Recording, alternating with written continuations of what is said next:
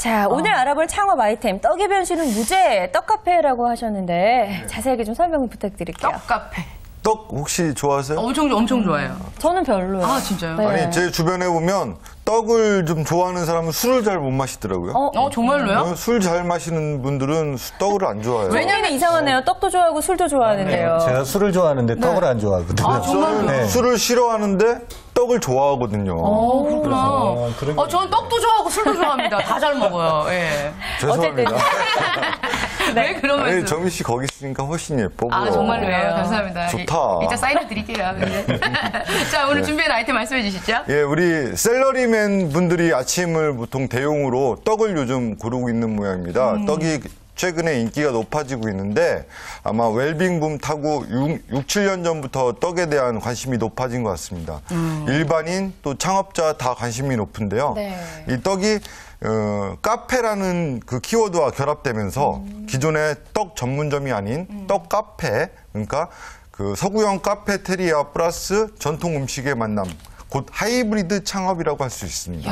굉장히 어렵게 지금 이름을 지어주셨는데 있어 사실 보이잖아요. 있어 보이네요. 근데 빵은 좋아하시는 분들이 많은데 떡을 또 카페라고 하니까 좀 생소하게 생각하시는 분들도 있을 것 같아요. 오히려 좀 숨어있는 아이템일 것 같기도 하고요. 그리고 최근에 보면 한방차랑 같이 이렇게 떡카페 네. 굉장히 사람들 많이 찾거든요. 요거 많이 창업하는 이유가 있을까요? 예, 우리가 이제 창업 컨설턴트 분들이나 이렇게 예측할 때 아이템이 나올 때 예측을 하게 되잖아요. 이때 이제 우리 전통적으로 먹었던 것들 중에 이제 죽이라든지 이건 실패할 것이다 이렇게 생각했었거든요. 근데 굉장히 성공을 많이 했죠. 그 다음에 예를 들어 떡 케이크 같은 거. 떡 케이크 전문점 있었죠. 지금도 있고. 이런 것도 안 될 것 같았지만 굉장히 성공하고 있고요. 또 한방차 같은 경우에도 커피보다 더 비싸게 팝니다. 맞아요. 그런데도 굉장히 잘 되는 곳에서는 서서하지만 천천히지만 굉장히 올라가고 있죠. 2007년도에 발표한 자료에 보면 6대 블루슈머 안에 이 떡에 관련된 부분들이 있는데요. 아침 사양족이라는 거 들어보셨습니까? 아침 사양족? 예. 안 먹는다는 얘기예요. 그렇죠. 요즘 아침 안 먹으시는 분들이 굉장히 많잖아요. 그렇죠. 그래서 간편하게 드시는 아침에 브런치를 하시는 분들도 계시고, 근데 이런 떡 같은 거 같은 경우는 굉장히 대용으로 먹기가 굉장히 용이하잖아요. 한 두 조각만 먹어도 사실은 굉장히 많은 칼로리라든지 배가 부르죠. 든든하죠. 옛날부터 그런 것들이 있기 때문에 이미 2007년도서부터 예측한 성장 아이템으로 본 것이 아닌가라고 생각하시면 들으시는 분들도 괜찮겠다, 이쯤이면 괜찮겠다 이런 생각이 드실 겁니다. 그래요. 근데 사실 저는 제가 떡을 안 좋아해서 그런지 떡을 좋아하시는 분들이 많을까라는 생각이 좀 드는데 일반적으로 어떤가요? 떡 좋아하세요? 좋아하신다고? 저는 너무 좋아요. 네. 그리고 요즘 떡을 보면 우리 과거에 전통적으로 알려져 있는 떡 외에도 그 떡 카페에 가보면은 아주 다양한 모양의 아름다운 그런 보기에도 좋은 떡들이 많이 개발되고 있죠. 그렇군요. 그래서 이제 새로운 좀 틈새 시장이라고 할 수 있을 것 같은데 떡 카페 그리고 떡 전문점은 조금 다를 것 같아요. 그렇죠? 예, 떡 카페도 떡을 제조 판매한다는 점에서는 떡 전문점이라고 할 수 있습니다. 그런데 이제 떡 카페는 여기에다가 플러스로 휴식 공간, 테이블이나 이런 대화할 수 있는 공간을 마련해 주어서 카페 형태로 만들었다는 게 차이점입니다. 그렇다면 떡 카페와 베이커리 카페는 또 어떤 식으로 다른 점이 있을까요? 네. 일단 베이커리 카페 같은 경우에는 초기에는 잘 아시다시피 브랜드별로 전부 유통만 했습니다. 도소매 유통만 하다가 이게 어느 순간부터는 전부 카페를 복합형으로 가는 형태로 가고 있죠. 그다음에 치킨 브랜드도 보시면 치킨을 단순하게 배달하던 것이 또 바뀌어갖고 카페 형태로 또 바뀌고 있습니다. 이런 것처럼 떡도 단순하게 떡 전문점이라고 하면 떡을 제조해서 유통하는 이런 형태만 가던 것이 지금 앞에 말씀하셨듯이 한방차라든지 떡이라든지 이런 전통적인 걸 가지고 같이 베이커리 형태에 바뀌는 카페 형태로 바뀌는 것처럼 떡 카페도 이렇게 변모를 하고 있어요. 다만 차이가 있다면 대형보다는 중소형 정도로 아주 적합하게 하시는 게 좋기 때문에 이런 부분들도 준마렐라가 도전하셨을 때 좀 더 이렇게 위험성에 대한 리스크도 줄일 수 있으면서 더불어 많은 인원을 채용해 갖고 하는 게 아니기 때문에 또 한 번쯤 도전해 볼 수 있는 것도 괜찮을 것 같다는 생각이 들어요. 사실 저는 주변에 이렇게 보니까 아직까지 떡카페는 많이 보지 않았는데 정민 씨는 어때요? 혹시 보신 적 있어요? 저는 되게 즐겨 가거든요. 떡카페를요. 그리고 포인트 같은 것도 카드 옆에다가 붙여놓으면 되게 스탬프 많이 찍어서 지저분한 거 제 겁니다. 가서 엄청 많이 먹고 한방차 그리고 우리가 쉽게 접할 수 없는 십전대보탕 같은 거 있잖아요. 거기서 3,000원, 4,000원이면 먹을 수 있더라고요. 그래요. 정시 취향이 은근히 올드하신가라고 생각할 수 있지만 정말 이제 떡과 카페가 만났다고 하니까 우리 요즘에 카페 보면 카페에서 공부하시는 분들 진짜 많잖아요. 맞아요. 이제 이 떡카페가 조금 더 많이 활성화가 되면 그런 광경도 좀 볼 수 있지 않을까라는 생각이 드는데요. 예. 그리고 이제 있겠죠. 근데 베이커리를 보면요 서양식으로 옷 입고 계시고 떡카페를 가보면 거의 개량 한복들 입고 계시죠. 가셔서 전통이라는 생각이 드니까. 그래요. 네. 아무래도 이제 좀 젊은 층들을 새롭게 공략하기 위해서 떡이 좀 변신을 시도하고 있는 것 같다는 생각이 좀 듭니다. 그렇다면 지금까지 창업 현황은 어떤가요? 저는 아직 많이 보진 못했거든요. 예, 국내 프랜차이즈 떡카페는 그렇게 현황이 파악되지는 않았습니다. 네. 2004년부터 생기기 시작했는데요. 한 10개 브랜드 미만으로 있는 것 같습니다. 뭐 대표적인 게 이제 그 크라운베이, 거기에서 파리 여기에서 하는 비즌이란 브랜드가 있어요. 비즌. 비즌. 빵 브랜드에서도 떡 카페를 운영하는 거예요? 그 떡 프랜차이즈죠. 비즌. 그다음에 뭐 떡보의 하루 뭐 이런 들어봤어요. 것도 있고요. 예다솜 이런 것도 있고요. 그러니까 그런 것들이 지금 떡 전문점에서 이제는 좀 프랜차이즈 형태로 카페까지? 전국을 커버하고 있는 그런 형태입니다. 그래요. 머리를 잘 썼네요. 네, 빵 좋아하는 사람한테는 빵 팔고 떡 좋아하는 사람한테는 떡 팔고. 브랜드가 다른 거죠. 매장이 다른 겁니다. 근데 보니까 그 떡에 대한 그 전통이 되게 오래됐잖아요. 그런데 떡 전문점은 떡 카페가 활성화된 건 얼마 되지 않았습니다. 되게 느리게 성장하고 있는 것 같은데 이런 거에 대해서는 어떻게 생각하세요? 아이템마다 성장 속도가 빠른 것도 있고 상대적으로 느린 것도 있습니다. 이런 죽이라든지 이런 떡이라든지 이런 것은 상대적으로 성장 속도가 더뎌요. 네. 눈에 띈 것도 2, 3년 전부터 성장했다고 보는데 전통적으로 지금 떡을 생산하시는 이런 데까지 합치면 시장 규모를 약 3조 원 정도로 규정한다고 하고 있어요. 그러니까 시장 규모는 큰데 카페 형태로는 적은 거죠. 그렇죠. 그러면서 더디게 이루어지고 있다는 것을 보시면 되는데 앞에서 말씀하신 대로 브랜드도 지금 대규모 우리가 알 수 있는 대규모 브랜드 그 회사, 프랜차이즈 회사에서 이런 브랜드를 만들어낸다는 데 초점을 맞추시는 것도 좋을 것 같아요. 왜냐하면 쉽게 망하지 않을 거거든요. 그렇죠. 3조 원 수요가 있다면 카페 형태로 해서 떡과 음료를 같이 한다면 요즘 커피도 팝니다. 아까 말씀하신 비즌이라는 곳에서는 커피도 떡하고 같이 팔아요. 이런 것들을 보신다면 시장 성장은 더디지만 그래도 지속적으로 갈 수 있는 아이템이 아닌가 하는 부분까지도 볼 수 있겠죠. 맞아요. 근데 요즘 그 지하철 타고 가다 보면요. 왜 그 떡 백설기 팔아요. 1,000원 막 이렇게 맞아요. 팔잖아요. 쬐그맣게 네. 해가지고. 근데 약간 그런 의심은 들거든요. 이거 어디서 깨끗하게 만들어 왔나 막 이런 생각이 들긴 할 수 한데. 있죠. 근데 약간 위생상에 좀 파리, 뭐 크라운 이런 데서 얘기를 한다고 판매한다고 하니까 좀 믿음은 좀 가는 것 같아요. 예. 아무래도 또 이제 전문적인 카페가 있다고 한다면 우리가 또 골라 먹을 수 있는 재미도 있고 하니까 훨씬 더 좋을 것 같다는 생각이 드는데 예전에 이렇게 보면은 떡을 먹는 날이 있었어요. 뭐 누가 결혼을 하면 떡을 돌리거나 그렇죠. 뭐 잔치에도 떡을 돌리거나 개업을 하면 또 그렇죠. 돌리고. 근데 요즘에는 사실 특별하게 날이 정해져 있지 않고 떡을 또 선호하시는 분들이 상당히 많은 것 같아요. 여자분들 미용실 많이 가시니까 네. 미용실에서도 기다릴 때 음료도 주면 떡 주는 데도 있거든요. 간식처럼요. 그렇죠. 예전에 컨설팅을 해준 곳이 미용실이었는데 거기서가 이제 손님들이 대기하는 시간 동안 떡을 포장해서 줬다고 그러더라고요. 네.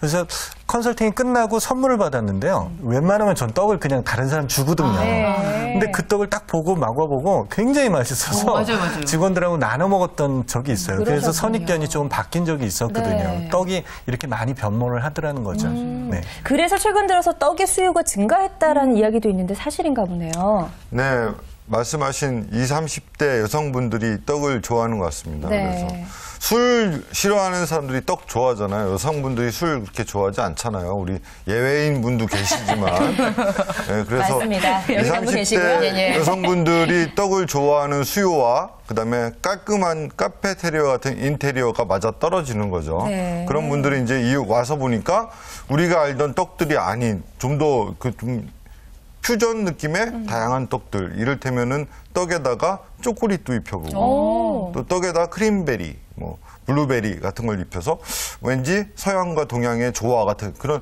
뭔가 신비한 느낌의 또 상품이 많이 맞아요, 있거든요. 맞아요. 그래서 이거 예쁘다 그러고 먹어보니까 이제 중독되는 그런 형태로 이제 그래서 수요가 점점 늘고 있고요. 그래요. 일단 만드는 방법에 있어서도 제가 이제 가보면 다음날 하면 이제 오색 송편 뭐 이렇게 해가지고 너무 예쁘죠? 네, 복분자 갈아서 넣고 그다음에 뭐 몸에 좋은 녹차 갈아서 넣고 막 이렇게 해서 맞아요. 만든 거 보니까 네. 정말 보는 순간 사고 싶다는 생각이 딱 들더라고요. 그러니까 일단 여성분들을 공략하려면 예뻐야 될 것 맞아요, 같아요. 맞아요. 지금도 그림에 나오고 있는데 와. 호박 모양의 떡도 있네요. 되게 예쁘게 만들었어요. 그러니까 네네. 여성을 사로잡을 수밖에 없을 것 같다는 생각이 드는데요. 네. 네. 그러면 떡 카페하고 떡 전문점과는 다른 차별성으로 뭐 어떤 특징적인 게 있어서 매력 발산을 좀 해야 될 것 같습니다.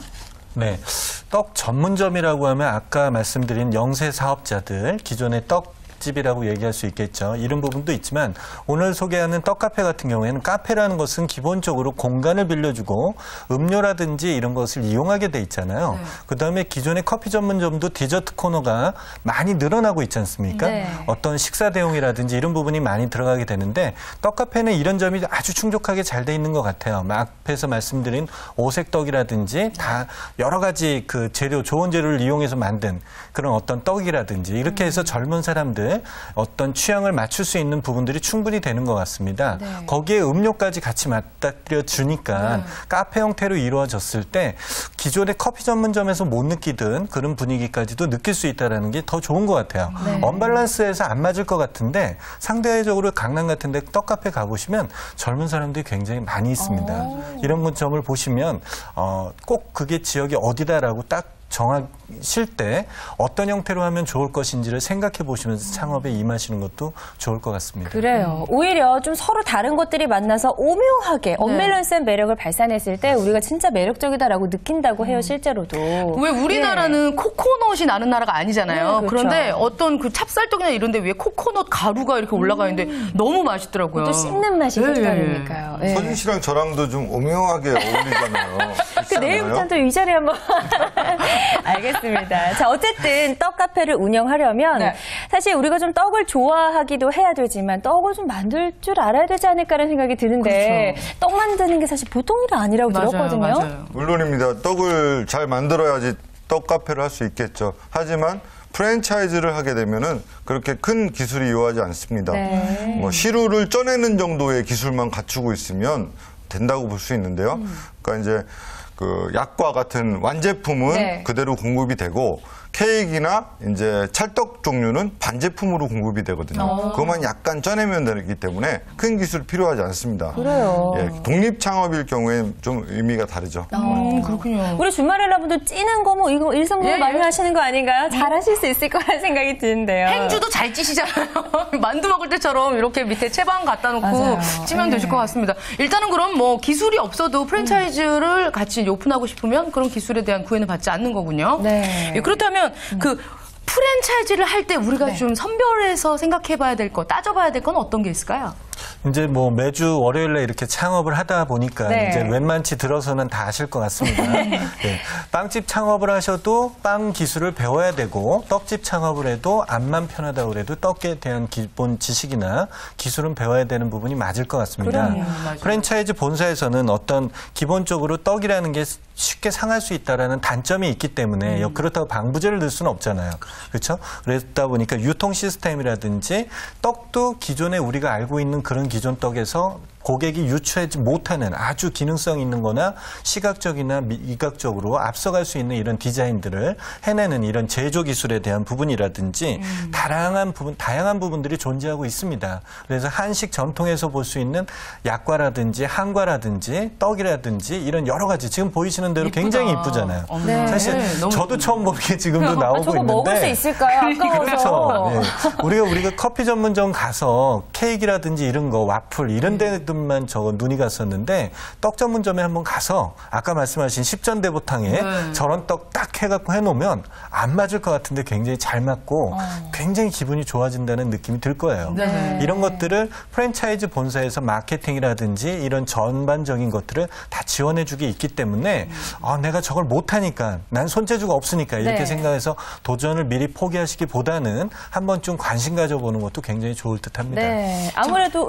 초보 창업자의 경우에는 프랜차이즈를 선택하는 게 훨씬 더 도움이 많이 될 것 같고요. 그리고 창업하고 나면 조금 좋을 것 같아요. 그 흑임자나 이런 걸 주스로도 만들어서 주더라고요. 몸에 좋은 내 몸에 좋은 차 이렇게 해서 많이 먹어봐서 안 해요. 예. 네, 새로운 메뉴 개발할 때는 정민 씨한테 좀 물어봐야 될 것 같아요. 그러니까 이제 원재료를 사고 나면 남거나 이럴 일이 많이 없을 것 같아요. 그래요. 그렇게 좀 응용을 해보는 것도 방법이 될 수 있을 것 같고요.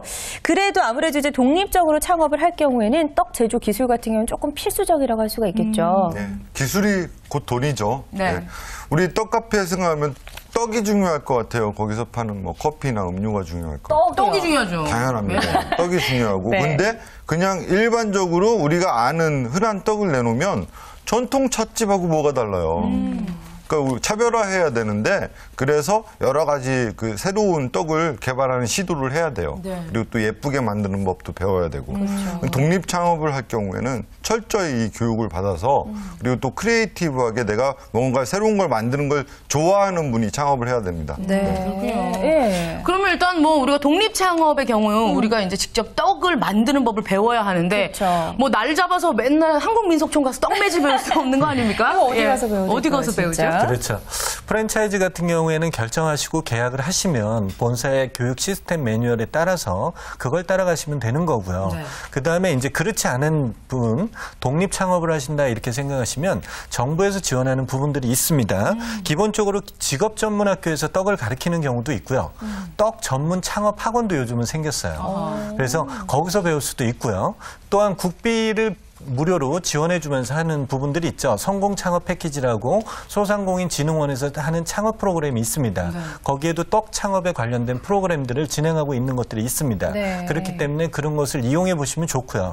누누이 말씀드리는 거지만 창업하시는 분들이 기존의 창업자가 성업하시는 곳에 가서 진짜 무임금이라도 아니면 저임금이라도 받아서 그분들의 노하우라든지 이런 것들을 빨리 습득하고 교육을 임하시는 게 좀 더 이렇게 실천적으로 다가갈 수 있는 부분이 될 것 같아요. 그럼요. 이런 점들을 꼭 명심하시고 창업을 하시는 게 좋을 것 같습니다. 네. 저는요, 이제 제가 되게 즐겨서 방문하는 떡집이 있거든요. 네. 예. 근데 거기 가면 뒤에 굉장히 지금 한여름인데 뒤에서 이제 그거 기술을 배우려고 하시는 분들이 찜통 들고 찜기 들고 막 그렇게 배우시더라고요. 그러니까요. 이름 딱 보면 되게 유명한 집 있잖아요. 네. 파라다이스 떡집, 이렇게 낙원 이런 데나 아니면은 이제 문화 떡집 이런 데 되게 그럼요. 유명한데 네. 그런 데서는 무일푼으로 그냥 자기 기술을 배우려고 들어가신 분들도 많다고 그러더라고요. 맞아요. 그렇게 해야지만 우리가 어떤 실패의 확률을 좀 줄일 수 있지 않을까라는 맞아요. 생각을 해봅니다. 떡집이라는 게 이름이 알려지면 오래 가잖아요. 맞아요. 그쵸? 맞아요. 그냥 오래 간다고요, 창업이.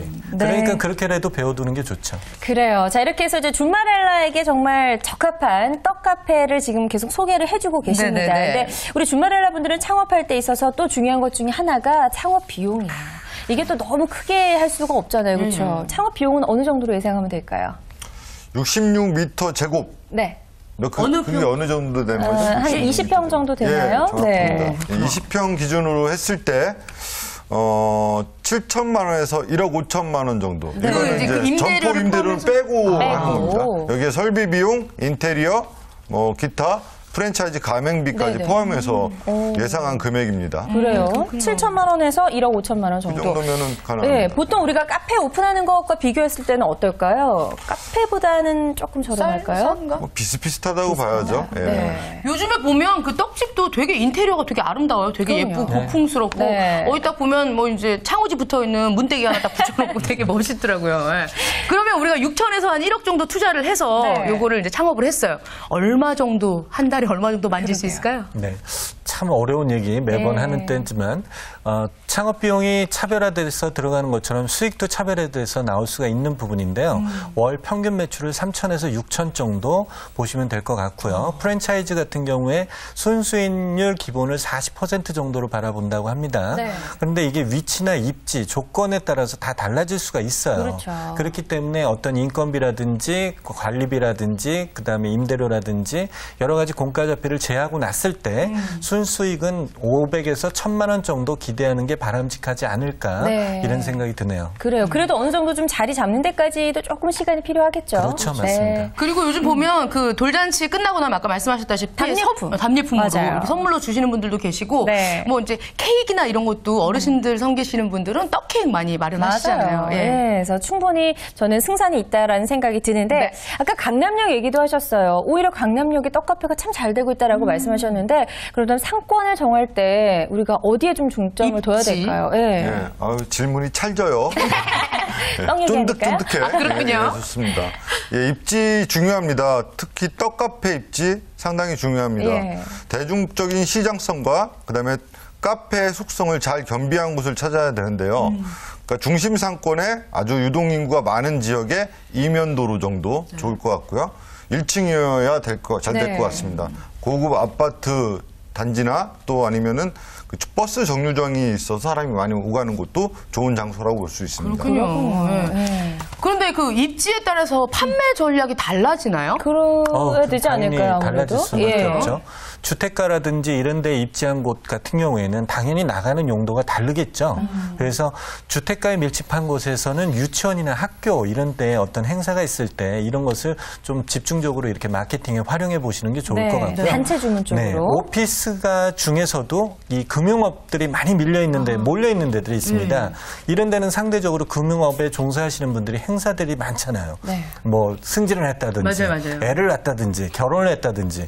그러면 딱히 뭘 선물할 게 마땅치가 않아요. 그쵸. 그때는 이렇게 떡을 주문하는 경우들이 많죠. 네. 그러니까 떡 카페를 하시면서 어차피 떡을 하시기 때문에 이런 분들 같은 경우 영업을 해서 좀 자기 점포를 많이 알리고 이렇게 행사하시면 또 점포에 와서 드실 경우에 또 이렇게 할인해 주겠다라는 이런 여러 가지를 같이 내놓는다면 오피스가 도리어 틈새가 될 수도 있을 것 같아요. 네, 그런 점을 생각해서 입지를 선정하시는 게 좋을 것 같습니다. 네, 그건 분명히 이제 창업주가 좀 선택이 가능할 것 같다는 네. 생각이 드는데요. 그 떡카페 하면서 정말 성공하신 분들이 많아라고 궁금하시는 분들이 있을 것 같아요. 성공 사례 준비하셨죠? 예, 떡카페 하면은 어떻게 해볼까 고민하는 사람이 많을 텐데 이곳을 한번 가보면은 좋을 것 같아요. 네, 어디죠?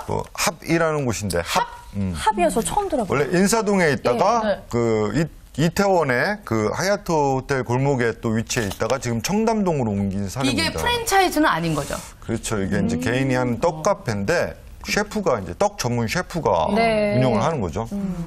거기서 우리가 배워야 될 점이 어떤 게? 일단 인테리어가 너무 모던하고요. 또 세련돼 있습니다. 네. 그리고 떡을 하나하나 포장을 다 해놨는데 떡이 너무너무 맛있고 예뻐요.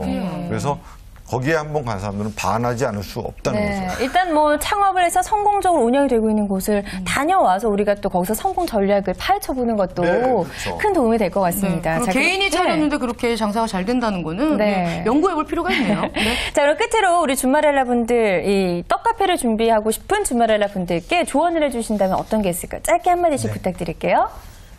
기본적으로 이제 외식, 사람이 먹는 음식이다 보니까 양질의 재료를 쓰거나 깨끗하게 하는 것은 기본이 되겠죠. 네. 근데 주 고객층이 남성보다는 여성이 많을 것 같습니다.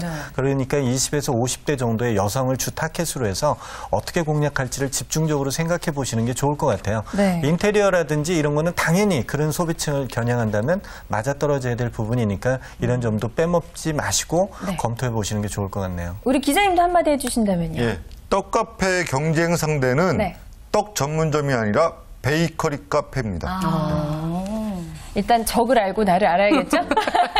알겠습니다. 예. 오늘 주말엘라 도전에서는 우리 주말엘라 분들이 도전해 볼 만한 좋은 창업 아이템 떡카페. 떡카페에 대한 이야기 나눠봤습니다. 네. 도움 말씀 주신 두 분 고맙습니다. 감사합니다. 네. 자, 오늘 저희가 준비한 소식은 여기까지고요. 내일 이 시간에는 또 주말엘라에게 딱인 알찬 직업 정보도 준비되어 있으니까요. 내일도 네. 기대 많이 해주시기 바랍니다. 자, 그럼 저희는 이만 여기서 인사드려야죠. 네, 저희는 모든 주말엘라들을 응원합니다. 네, 주말엘라의 도전!